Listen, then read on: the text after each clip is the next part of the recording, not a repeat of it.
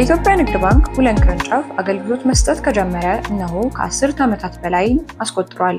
ባንክ ቤቱም በወረዳው በመከፈቱ ለአካባቢውና ለአጎራባች ወረዳዎች ዘርፈ ብዙ አገልግሎቶችን መስጠት ችሎ ነበር።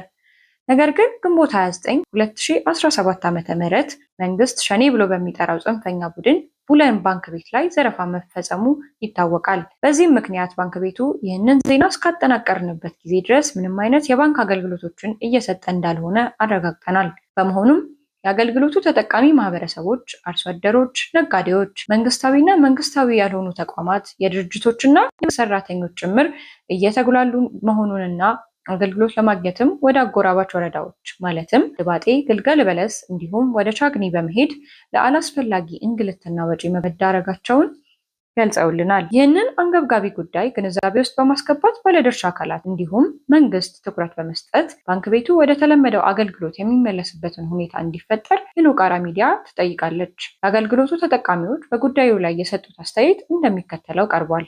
ሰላም ጤና ይስጥልን። ከኖቃራ ሚዲያ ነው የምንደውልዎት እና አንዳንድ ጥያቄዎችን ለመጠየቅ ፈቃደኝነቱን ለመጠየቅ ነበር። የንግድ ባንክ አገልግሎት በምን ምክንያት እንደተቋረጠ እና መቼ እንደተቋረጠ ትንሽ ማብራሪያ ቢሰጡ። ንግድ ባንኩ ተቋረጠ ሸኔዎች መጥቶ ከተማ ውስጥ ገብቶ ከተማ ስለተጣፈሱ ያው ህዝቡም ተነስቶ እነሱን ተኩሶ አባረረ። ከንግድ ባንኩ ውስጥ አንድ የጠፋ ነገር የለም። ዝም ብሎ ምን እንደሆነ እኛ አናውቅም፣ ጥሎ ሄዱ። በዚያ ምክንያት ነው። በቃ እኛ ህዝቡም ተነስቶ እነሱን አባረረ። ሰዎችም ብር አልወሰዱም።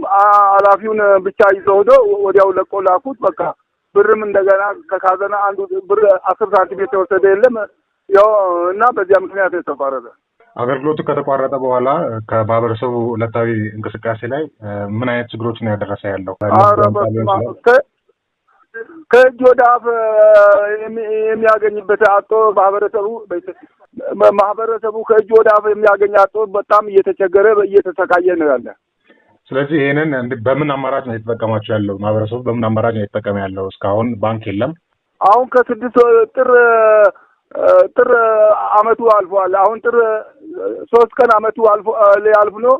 አሁን ጥር 3 ቀን አመቱ የሚመጣ ህዝቡ የሚጠቀመው የሚያደርገው አጥቶ ከቡለን እስከ ደባቲ ያለው መንገድ እስከ ቻግኒ እየሄደ ያውም የሚሰጠው 1500 ብር በእጁ ላይ ተቀብሎ 400 ብር መኪና ትራንስፖርት ከፍሎ 1000 ብር አመጣ ነው የሚጠቀመው። ሌላው ግን መጠቀሚያ አጥቶ ዝም ብሎ ነው ተቀምጦ ያለ እየተቸገረ።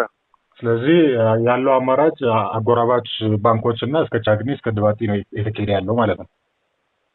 እስከ ደባቲ እስከ ቻግኒ እየሄደ እየተቸገረ ነው ያለ። ህዝቡም አሁን ተነስቶ ጥያቄ አቀርቦ ነበረ። እኛም ባንኩን በኃላፊነት እንጠብቃለን፣ ባንኩ ተመልሶ ይምጣልንና እኛ እንጠብቅ ሲባል ሰሚ አጣና። ስለዚህ ማህበረሰቡ ህዝቡ ጥያቄውን ለመንግስት አቅርቦ ነበር። ለክልል መንግስትም ይሁን ለወረዳ መንግስትም ይሁን አቅርቦ ነበር። እንግዲህ የሚሰማልን እንግዲህ ከክልል መንግስትና ከወረዳ መንግስት በላይ ለማን ያቀርባል? አካባቢ ያለው ህዝብ ለወረዳ መንግስትና ለክልል መንግስት አቅርቧል። ስለዚህ ይህን ችግሩን ለመቅረፍ ምን መደረግ አለበት ብሎ ያስባሉ? አሁን ችግሩን ለመቅረፍ ባንኩ ተመልሶ ይምጣና ህዝቡ በተራ ከዘበኞች ጋር ሆኖ ህዝቡ 10 መሳሪያ ሆኖ ሌሊትም ሊጠብቅ ይችላል፣ ቀንም ሊጠብቅ ይችላል። ስለዚህ በዚህ መቀረፍ መቻል አለበት ብሎ ያስባሉ?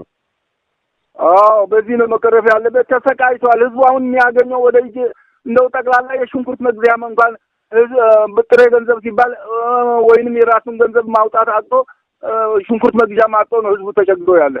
አንዳንድ መረጃዎች እንደሚያሳዩ ኖርማል የካሽ ብሮች በትራንስፈር ሲሆን የተለያየ እንትን ነው የሚሰጠው ይባላል። ለምሳሌ 100,000 ሲፈለግ በ90,000 ወይ 95,000 ይገዛል የሚባለው ነገርስ በባንኩ ጋር ይገናኛል ወይስ? ከባንኩ የት አለ? ባንኩ ዘንድ ምን ተገኝተው ነው? ባንኩ ስለሌለ ነው አንዳንድ የማይረቡ ነጋዴዎች እያዛወሩ ይሄን የሚያደርጉ እንጂ ባንኩ ዘንድ ከባንኩ ዘንድ 100,000 ብር ቀርቶ 2,000 ብር የሚሰጥ ማቼ አለ። እናመሰግናለን። መጨመር የሚፈልጉት ነገር ካለ በዚህ አጋጣሚ? መጨመር የምፈልገው መንግስት ወደኛ ሆኖ ለህዝቡ የሚረዳ ከሆነ ባንኩን ይላክና መንግስት ህዝቡ ራሱ ተባብሮ ባንኩን መጠበቅ ይችላል። እና እባካችሁ ስለ እግዚአብሔር የኛ ልጅ አካል ከሆናችሁ እውነት ጥያቄው የምትጠይቁት መሰረታዊ ጥያቄ ከሆነ እኛ መተባበር የሚችል ህዝቡ መተባበር የሚችል መንገድ አበጃጅቶ ነው ያለ። እባካችሁ ስለ እግዚአብሔር በእግዚአብሔር ስም ነው የምንለምናችሁ። እሺ እናመሰግናለን። ስለዚህ ያለውን ነገር እኛ ለበላይ አካል እንዲተላለፍ እናደርጋለን። እሺ እናመሰግናለን። እሺ እኔም አመሰግናለሁ። እንድትፈጽሙ ተስፋም አለን። ስለጠየቃችሁ እናመሰግናለን። ጥያቄያችሁን እንድትፈጽሙ ተስፋ እያደረግን እንጠባበቃለን። እሺ እኛም ለሚመለከተው እናደርሳለን። ጤና ይስጥልን። ከነቋራ ሚዲያ ነው የምንደውልሎት። አንዳንድ ጥያቄዎችን ለመጠየቅ ነበረ ፈቃደኛ ከሆኑ ብዬ ነው። የንግድ ባንክ አገልግሎት ዙሪያ አንዳንድ ጥያቄዎችን መረጃ ምናምን ፈልገን ነው። ስለዚህ ንግድ ባንክ አገልግሎት በምን ምክንያት እንደተቋረጠ ማብራሪያ ቢሰጡ። ያው ንግድ ባንኩ የሆነ ወቅት ላይ ሸኔ ገብቶ ከተማ ውስጥ ወከባ ፈጥሮ ወጣ። ከዛ በኋላ ወደ ቢያንስ ለ7 ወር ነው 8 ወር አካባቢ ባንክ ተቋርጦ ነው ያለ። ባለሙያዎችም ወጥተዋል፣ ሰርቪሱም የለም። ስለዚህ ምንም አገልግሎት እየሰጠ አይደለም። ኤቲኤም የለም ቶታሊ የለም። አገልግሎቱ ከተቋረጠ በኋላ ማህበረሰቡ ዕለታዊ እንቅስቃሴውን እንዴት ነው የተጠቀመ ያለው? ያው ድባቲ ሻግኒ ይሄዳሉ። ድባቲ ከዚህ ድባቲ ሻግኒ ሄደው 2000 ብር 1000 ብር እንደዚህ ነው የሚሰጠው። አቅም ያለውም በሞባይል ባንክ ይጠቀማል። በሞባይል ባንክም የዳታ ችግር አለ። ብዙውን ጊዜ ኢንተርኔት ችግር ስላለ አስተላልፍም። ሌሎችም እንግዲህ አቅም ያላቸው 100,000 በ5,000 እንደዚህ የገዙ ነው የሚጠቀሙት። ስለዚህ 100,000 ካሽ የሚፈልጉ ከሆነ ካሽ የሚፈልጉ ከሆነ 5,000 6,000 እንደዚህ ነው የሚገዛ። ስለዚህ ችግሩን ለመቅረፍ የሚመለከቱ ባለድርሻ አካላት ጥያቄውን አቅርባችሁ ነበር? እንደ ማህበረሰብ እንግዲህ እንደ ህዝብ የጮኸ ነው። ባንኩ ይምጣልን፣ ጥበቃ ይደረግ፣ እንጠብቃለን፣ ባንኩ ይምጣልን ነው የተባለ ያለው። ቤቱም ጥገና ይፈልጋል። ባንኩ መስታወቶች አንዳንድ ነገሮች እንትን ብለዋል። ኮምፒውተሮች የወደሙ አሉ። እነሱም ሰርቪስ ተደርጎ ባለሙያዎች መጥቶ ሳይጀምር የሚል አቤቱታ ከክልል ባለስልጣን ሲመጡ አቤቱታ እየቀረበ ነው ያለ። አንዳንድ የተጎዱ ነገሮች ስላሉ እነሱ መጠገን አለባቸው። ካዝናው ምናምን ተዘርፎ ነበር ያኔ? አይ ካዝናው አልተዘረፈም። ኦልሬዲ እንትሮች ላይ ነው መስታወት ምናምን የተጎዳ። መስታወት ምናምንና እንደዚህ ገብቶ ወረቀት ምናምኑን ቀዳደ እንጂ ካዝና አልተነካም። ባለኝ መረጃ ባጣራ ነው የኔ ያለው። ስለዚህ ችግሩ ለመቅረፍ ምን መደረግ አለበት ብሎ ያስባሉ? ያው ባንኩ መምጣት አለበት፣ ህዝቡ ጥያቄውን ማቅረብ አለበት፣ መንግስት አካልም መተባበር አለበት። ባንክ መምጣቱ ግዴታ ነው። ምክንያቱም ህዝብ እየተቸገረ ነው። አሁን ግብይት ቆሟል።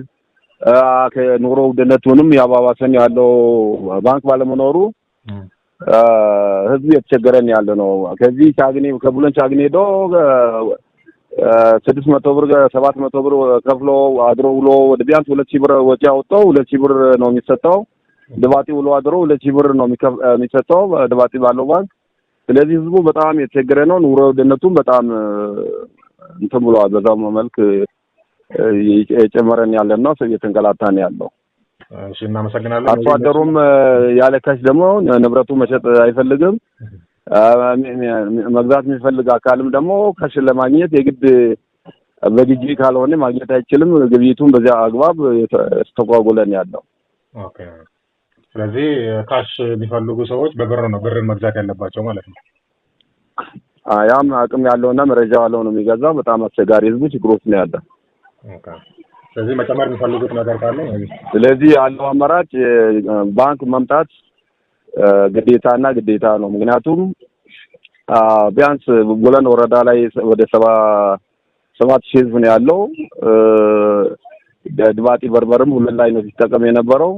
ስለዚህ ያ 70-80 ሺህ ህዝብ የተስተጓጎለን ያለውና በጣም ይቸግረን ያለው።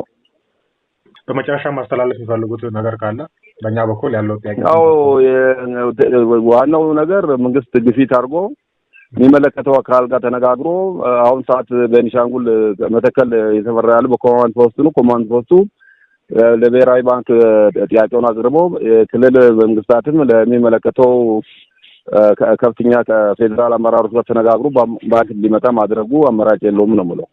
ኦኬ። እናመሰግናለን። ስለ ትብብሮ እናመሰግናለን። ኦኬ። አመሰግናለሁ። ቴንክ ዩ።